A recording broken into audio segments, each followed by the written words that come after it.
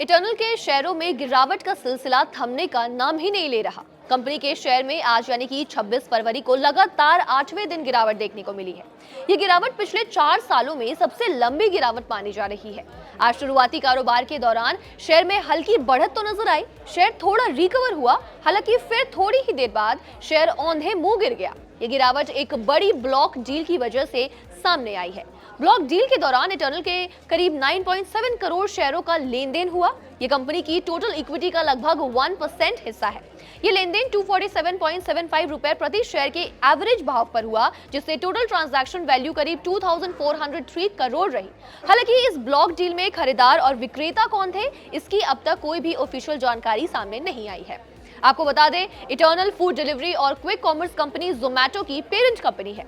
Eternal के share में आखिर बार इतनी लंबी गिरावट 27 अप्रैल से 10 मई 2022 के बीच देखने को मिला था, जब शेयर लगातार 9वें दिन तक गिरावट के साथ बंद हुआ था। पिछले 8 दिनों की गिरावट के दौरान इटर्नल का शेयर लगभग 13% तक टूट चुका है। इसके साथ ही अब इसका भाव जून 2025 के बाद के अपने सबसे निचले स्तर पर पहुंच गया है। आज 1 बजे के आसपास शेयर में 0.40% की गिरावट थी और ये 249 रुपए पर ट्रेड करता नजर आया। हालिया गिरावट के बाद भी ब्रोकरेज फर्म बर्नस्टेन ने शेयर पर कल यानी कि 25 फरवरी को भरोसा जताया था। ब्रोकरेज का कहना है कि भारतीय क्विक कॉमर्स सेक्टर के फंडामेंटल्स काफी मजबूत है।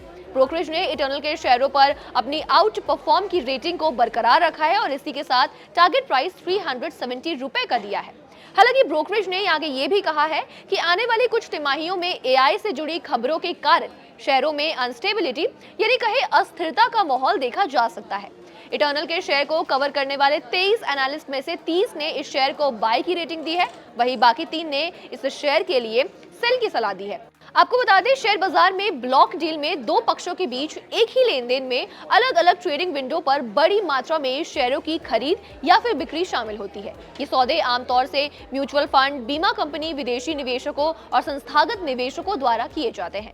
ब्लॉक डील एक्सचेंज रिपोर्टिंग नियमों के माध्यम से ट्रांसपेरेंसी बनाए रखते हुए बाजार वैल्यू को बाधित किए बिना बड़े लेन देन की परमिशन देता है। तो आप बताइए, क्या आपके पोर्टफोलियो में इटर्नल के शेयर हैं?